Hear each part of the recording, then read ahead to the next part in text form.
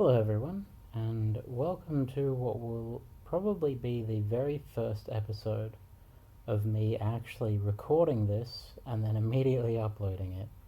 Because the others I all recorded and then I just sat on them for a long time because I really didn't feel like navigating YouTube's fucking uploading nonsense garbage setup. Yeah, this will probably be the first time that I'm actually recording something and then sending it direct to you guys. So, hi from now, the present. Present is, by the way, 6:40 a.m. on the 30th of July, so one mere day after my last recording. I might actually start being able to make a habit out of these. Who knows? So, the first thing that I wanted to do is apologize. I seem to have lost a video. I don't know what happened to it. Maybe I never made it. Maybe I imagined it in some drug-fueled craze. But I intended to make a video about dynamic dilation, and when I first went onto that. Because my first experience with dynamic dilation was fucking weird because it was amazing. And I don't mean like, you hear of some girls who get off on dilation, and that's usually a few months down the track once the pain has subsided a bit and more of the pleasure receptors have reconnected themselves. But I don't mean that in that way. I mean as in my body was so like tight and pent up, and just everything felt like it was being clutched. And I would often, while we're here, we need to not have sexy thoughts. And part of that was with, the feeling of being crushed was, I always made the joke that it was, the spirit of Donald Trump grabbing us all by the pussy. And that's enough to destroy any arousal whatsoever. So yeah, now that I'm actually in a headspace to not just tell you guys what's on my head immediately, and actually talk about stuff. There are two major things besides dynamic dilation that I want to talk about in this. It's dynamic dilation. I want to give you an update on my day, and I want to talk about something important last of all. So dynamic dilation, yeah, it just cleared me up. It just made me feel so much, just so less tense. And for those who aren't aware, static dilation is when you get your dilator. It's a fancy word for a dildo. You insert it into yourself. Once it is at your maximum depth, you secure it there with a strap, and you leave it there for 30 minutes. And I'm repeating myself. I know I am. I've been watching over my videos, and the amount that I repeat myself is depressing. But hey, that's what painkillers do. And dynamic dilation is when you use the medium and you get to depth, and then every 15 seconds you alternate between pushing really hard and then letting up pressure a bit and stirring. And you alternate 15 seconds either way for 20 minutes, and then you remove that and you replace it with the large dilator, and you do the same thing, 15 seconds of pushing and 15 seconds of stirring. And yeah, it made me just feel relaxed. It feels like it sped up my recovery time by a solid, I don't know, 4 days of just feeling that much better. Anyway, you can see the video ironically before this one to find out what happens after that. Confusing, I know, sorry. Anyway, the second thing on the list is to talk about today. I'm actually on my feet. I'm actually able to move around in the world like a human being would. It's kind of surreal. I went out and I tried to go to a bunch of shops, only to realize that it's Sunday and nothing is open in Thailand on Sunday. Australia doesn't give a shit about Sundays. Anything that's open the rest of the day is probably going to be open on Sundays, except for like government offices and stuff. Thailand's the opposite. Thailand, literally anyone who is like a worker, they're just working for themselves, they're off Sundays. The places you'll find open on Sundays are, ironically, government institutions and big big westernized department stores that can't afford to lose that. Well, they can afford because they're the only rich people in Thailand, but they don't want to lose out on that sweet weekend dollar. I went out, I checked for the stores and realized where they were closed, but then I went to the big department store. I got 3 articles of clothing for less than $30. Shopping here is like shopping at a second-hand store back home. For any of you Melbourne locals, it's kind of like shopping at Savers, except everything is really nice, and as opposed to just like 10% of things are these amazing nice finds. Like there's nice stuff everywhere. It costs less than a second-hand shop, and it's just there for display. It's not like Savers where they just they receive infinite donations, so they just stack things on top of things, and you have these endless rows of having to search through to try and find nice stuff. Just nice stuff is just lying around, and it's less than an op shop. It's pretty crazy. So yeah, I bought a top, a shirt, and a skirt. And again, if you follow me on Facebook, there will probably be pictures of me up there. But yeah, then I went back. I had pizza with one of the other girls, with one of my friends, and then I came back and I dilated, and here I am today, and I feel fine. I'm not. I'm sore. I'm gonna be sore for the next coming months, but I'm not especially sore. I do feel like I'm at the tail end of the real tough part of recovery. There is still dilation, which is still, as I mentioned last episode, fucking vagina princess maker clicker cookies. I don't know. Mash the tap button. Mash the tap button to dilate faster. It's just this, but I'm not getting better at dilating because you can't get better at dilating. It's gonna be this huge time sink no matter what. What I'm getting better at is managing my time around it. Is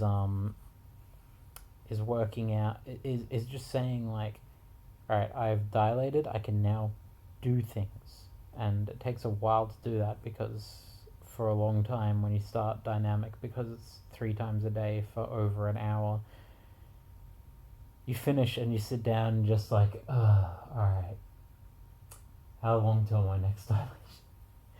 And you eventually stop thinking that way, which is nice. And I'm sorry I keep scratching myself. I don't care. You're not in the pain of surgery. You don't get to criticize me for scratching myself and adjusting my pad. Pads are awful, by the way. I don't know how cis women deal with these things. There's got to be a better solution. Someone has got to make one, and they're going to become a billionaire because, like, standard pads they're awful. They're horrible. I can't fucking wait to be 100% done with pads. That's going to be in a month, maybe. Holy fuck, it's awful. And the last thing that I wanted to talk about, and this is the important one, this is the big social, political one, the slippery slope of surgery. And I've mentioned this a bit briefly, but now that I'm planning these videos a bit more, I can go into a bit more depth, and I can talk more succinctly about what I want to talk about.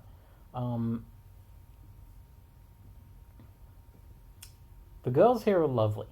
Don't get me wrong, the girls here are lovely, but it didn't take me long from being in the hotel to have it reminded to me that this is Dr. Silicone. It is the best SRS surgeon in the world. So what kind of clients are going to be here? The ones who get the best surgery in the world. And like, holy shit, it's such an enormous change from home. Like, no one passes back home. none of these girls have to deal. I mean, some of them do, obviously, but none of these girls have to deal with being called dude by like 90% of the people they run into. It's crazy. It's crazy, this huge divide. I mean, I knew there was this divide, but I thought that these, I don't know. I think being here is warping my perception. It's making me think that there's more of these kind of people than there are, and I don't want to sound disparaging, because again, they've all been lovely to me. They're all really really lovely people. But holy shit, are they in a world like being trans is tough, but it feels weird to say that these people have a shit ton of privilege. It feels really weird to come to a group of trans people and say, holy shit, there's so much privilege here.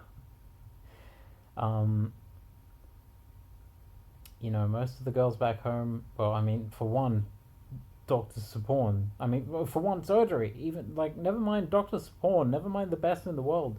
Most of the girls back home just won't have surgery. They can't afford it. They just can't.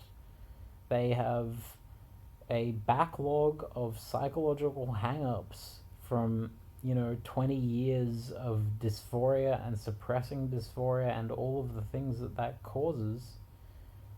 And they can't. They're disabled in various ways. They have mental issues. They're just not getting surgery.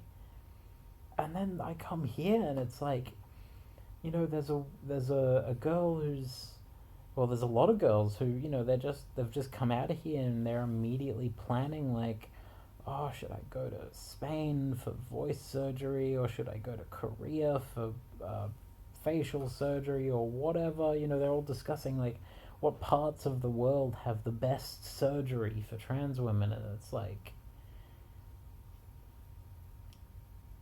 surgery is a slippery slope, and it's not on us to make ourselves look like cis women. It's on the rest of the world to realize that this is a woman. End of story. I haven't shaved in, 3 days? Doesn't matter. I'm a woman. I have a quarter of an A cup? Doesn't matter. Still a woman. I have a big nose. I don't know if you've guys noticed. I've got a really big nose. I've got these big flappy ears, which I always try to hide with my hair. I've got broad shoulders. I've got very little in the way of hips. My butt's pretty nice. I'm not gonna lie, my butt's pretty nice. But even then, my butt is nice for a trans woman with no surgery. Like,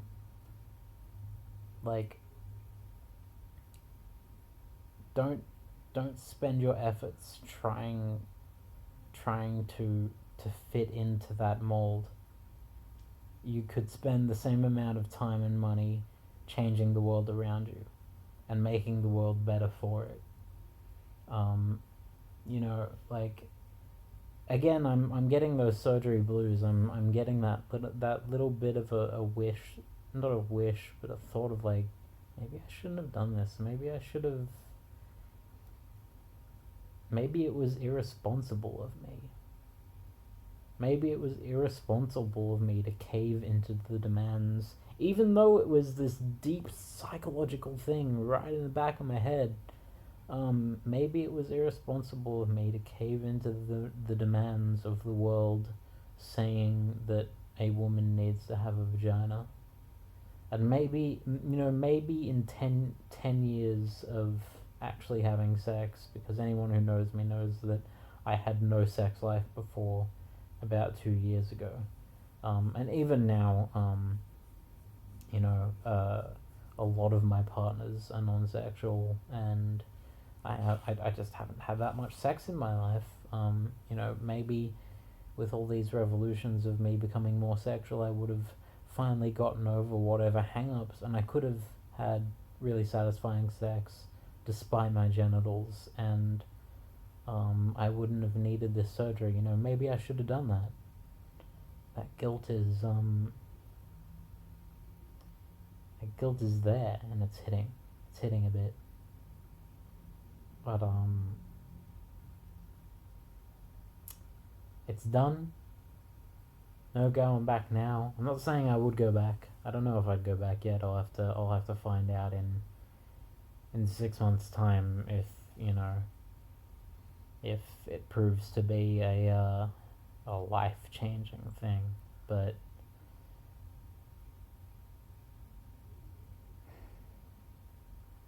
it's really hard. It's really hard to be around all these people who have had or are going to immediately be having facial feminization surgery, boob augmentations, butt augmentations, hip augmentations, Botox, voice surgery, tracheal shaves. Like, it's huge. Like, these aren't even celebrities. These are just random people, and they've used their $100,000 a year jobs doing whatever they're doing. IT. We've got IT people. We've got mechanics. We've got fashionistas. We've got people from all walks of life, and they've all used their money on so fucking much surgery. And it's really hard to be around that and not feel like I have betrayed those that can't. Even though this is the only surgery I'm getting. I'll tell you that much. I was still on the fence about getting boob surgery, but I am now resolved that ain't happening. Yeah, it's tough. It's been eating at me, and it's tough. But I guess what I want to say is, like, at the very least, this is surgery on, a body part that 99.9% of people who meet me aren't going to see. And if that many see it, then I'm probably being a bit too loose with who I let see it. But this isn't a surface thing. I'm not stopping that fight. I'm not stopping that fight to say that it's not okay to expect surgery of anyone, and of especially of trans people. And yeah, just a warning, like, don't fall into that pit, because it's the pit that begins with makeup and clothes, and it's like, you want to look nice, and of course you want to look. I just bought 2 tops and a skirt. You want to look nice, but I was in the waiting room of a girl, and she might watch this, so shout outs to you. I mean, no disrespect to you, but I told another girl that there was dinner going on downstairs, and she didn't know. She's like, "Oh crap, I'll get ready," and she rushed into a bathroom, and she, this was just like a random dinner, and I can't talk too much. I was wearing nice clothes, but I didn't have any makeup on. Like, the mere idea that people would bring makeup to this blows my mind. What are you here for if you're bringing fucking makeup? But just know, it begins with makeup. It begins with 70 different kinds of makeup, and then designer clothes, and that slope leads to surgery, and it leads to, very simply, you changing who you are. And I'm not saying, like, if you get straight up dysphoria, get surgery. But again, in my very first video, I talked about the 3 different kinds of dysphoria, and if you look at your jaw, right? If you look at your jawline and you say, that's not how a cis woman would look, and that gives you dysphoria, you need to think really long and hard about whether that's societal dysphoria. Because this is a big nose, and I don't think I've ever seen a girl with a nose this big, and I'm not fucking getting rid of it. It's mine. I'm keeping it. As much as I hate it, I'd love to get a nose job. Like, I'd love to look better. But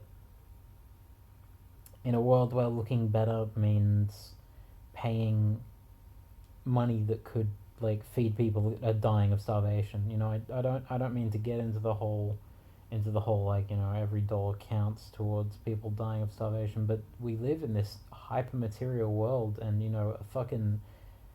a $20,000 like facial feminization package. It's not the peak of materialism because dysphoria is involved, so there are necessities behind it, but man, there's just don't slip down that hole. The only time that you should get surgery is when you have come to the pure and clear conclusion that you cannot accept what is otherwise there. Don't get me wrong, I'm a crazy post-humanist. When we can walk through a fucking door and get an E cup, fucking a set of E cup tits for a day, go nuts. But at this current stage of society, where like poverty is rampant, where all of this shit's just going wrong right now. Shit's really bad right now. I don't know if you've realized, but shit's pretty bad right now. In this era, don't fall down that hole. There are better things that you can be spending your time and money